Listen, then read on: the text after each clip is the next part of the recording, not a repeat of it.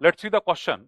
A temporary endocrine gland in human body is temporary endocrine gland पूछा गया है, ठीक है, मतलब कुछ समय के लिए जो एंडोक्राइन ग्लैंड का काम करती है।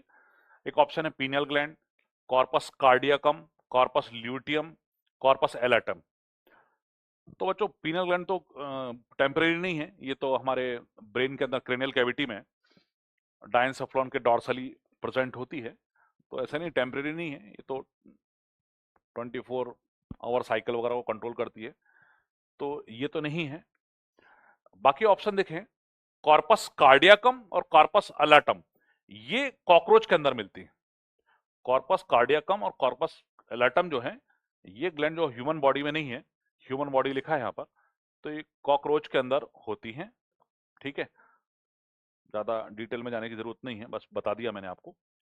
यहाँ कॉर्पस ल्यूटियम जो है, ये प्रोजेस्टेरोन हार्मोन रिलीज करता है, आपको पता है प्रोजेस्टेरोन हार्मोन रिलीज करता है, और ये मेंस्ट्रुअल साइकिल जो है अपना एंडोमेट्रियल साइकिल, उसमें ओव्यूलेशन के बाद जो ल्यूटियल फेज या सिक्रेटरी फेज जो उस समय ये एक्टिव होता है और प्रोजेस्टेरोन लगातार प्रोड्यूस करता रहता है।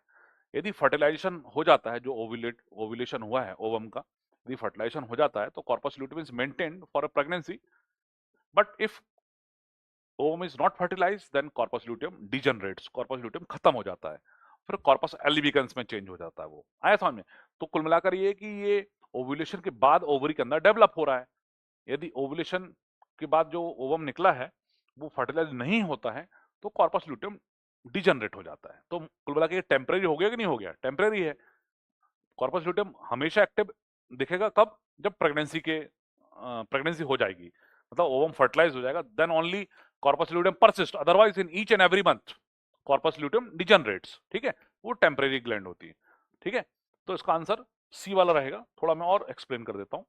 देखो, ये आपकी जैसे अपन ओवरी पढ़ते हैं, तो ये मैच्योर ग्रेफियन फॉलिकल है, ये मैच्योर ग्रेफियन फॉलिकल है। तो ये फॉलिकल जो बनता है, ये एफएसएच हार्मोन के इन्फ्लुएंस में बनता है। किसके इन्फ्लुएंस में बनता है? एफएसएच। एफएसएच हार्मोन निकलता है पिट्यूटरी से, उसके इन्फ्लुएंस में ये फॉलिकल बनते हैं। देन उसके बाद ये oocyte जो है बाहर निकलता है, उसको ओव्यूलेशन बोलते हैं अपन। ये एलएच हार्मोन के इन्फ्लुएंस में हो रहा है। इसके बाद ये जो ग्रेफियन फॉलिकल है, ये कार्पस ल्यूटियम में चेंज हो जाता है।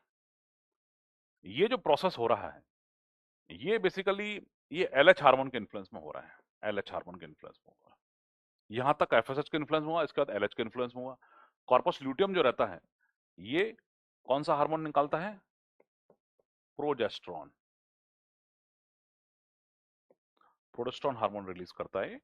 और ये कॉर्पस ल्यूटियम एक टेम्पररी स्ट्रक्चर है, ये ओवम यदि फर्टिलाइज नहीं हुआ है तो ये कॉर्पस ल्यूटियम बच्चों ये डैमेज हो जाएगा, तो ये कॉर्पस अल्बिकन्स में चेंज हो जाता है, कॉर्पस एल्बिकन्स, ठीक है।